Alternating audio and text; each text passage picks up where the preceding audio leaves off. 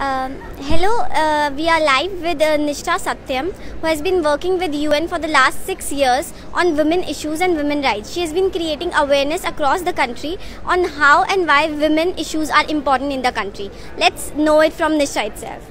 Hi Nishtha. Hello. So, what do you think in India women are suffering from the most? Well, I don't think there's one monolithic way of answering that. Or this is what they're suffering for with the most, but I think the Economic Survey of India says it, that we're almost bordering on a national tragedy when it comes to the child sex ratio.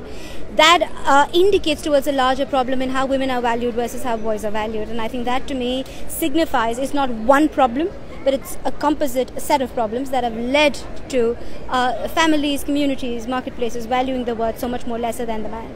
And I think that's an essential problem that we must look at and target as soon as we can. As we've heard in the panel also that women face issues at workplace as well. Even if we have grown and we are in 21st century, but then there are issues with the payroll. There are multiple issues at the workplace. One of them is actually equal pay for equal work, which means if you're putting in as many hours, as much work, do you get paid more than the man? And I think that's an all-pervasive issue because it's across. It's in Bollywood, it's in sports, even in sports women don't get the same gift money as men. It's in corporate spaces, it's in all kinds of spaces. Sexual harassment at the workplace is again another very big issue at hand that all actors have come together. There's a very progressive legislation that mandates workspaces to ensure that it's a zero tolerance workspace for women, so zero tolerance to sexual harassment workplace for women. So of course there are several of other, and also how the issue of safety and security and the very big issue of unpaid labor, because women have the double burden of both home and work, and they tend to drop off. Corporate India still loses about 60% of their talent within middle leadership, and I think that's absolutely unacceptable.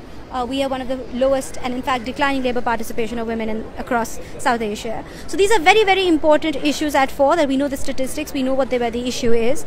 This deeply affects women's attachment, or rather leads to a very loose attachment between women and the workforce, which is a problem, which is a national problem. What do you think is the reason behind this? Well, there are several, like I pointed out. Sexual harassment at the workplace, issues of safety and security, the whole issue of unpaid labour, that women have a double burden, and therefore... No, but why there is so much inequality in the society? Despite being aware about the problem, why are we not able to fix this? Because inequality wasn't created overnight. Inequality is a derivative of patriarchy. Patriarchy is as old as anything else in the world, and therefore, so it's not something that we will be able to fix in a day or two, but it's something that takes governments, the UN, the civil society, citizens to come together to fix. Inequality, I think India has very progressive legislation. The implementation of it has been weak, but we are working with governments on that. I think citizens now are beginning to become more informed, and the issue of gender inequality is coming to the fore as an electoral issue, and we've seen that in the past. So I think we are making progress, but are we moving at the rate at which we want to? Well, I don't think so. I think we'll get that. We have to get that. What is UN doing for this? Well, our entire mandate and charter is to contribute to furthering the envelope on gender equality and women's rights. We work in several areas, including women's economic empowerment, which is bringing more women in the labour force, ensuring that they have decent workplace, equal pay. We work on training the entire IS cadre on gender responsive budgeting, which is to bring in women when budget cycles happen, not just in planning and budgeting, but also in monitoring and expenditure. We work on women's participation in public decision making, which is the number of women and their effective participation, both at local governance and of course right up to the parliament. So we work on several aspects of ensuring equality. Well, there's much more to do. Since education empowers women, so I want to know what are you doing particularly in education? We have a very big program called UN Women's Second Chance Program, which is where we bring in women who've left school and have been out of school for a number of years but are now want to get back to some form of systemized learning. We work in about 6 states, so that's our largest intervention on education. Our sister agency UNICEF has a large program that focuses on girls and adolescent girls, particularly education, primary and upwards. What about higher education? Upwards also.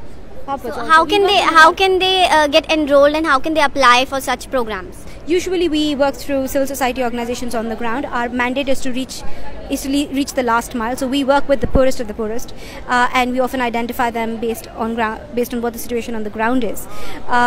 So a lot of women reach out to civil society organizations that we work with. If there are any further details that you need, then I'll send them to you. Thank you for the details. I would love to know if you can name a few civil society organizations with which you are linked with in Delhi, so that if somebody wants to connect with them. Well, we have tons of civil society organizations in India that are doing great work. Jagori Pradhan, we work with Akshara in Bombay, we work with Koro in Bombay, we work with a gamut of organizations across the country. We work with the Northeast Network. So there's an exhaustive list, but I'm just off the cuff naming what I can remember. Yeah? Thank you for your time. It's my pleasure. Thank you. Thanks.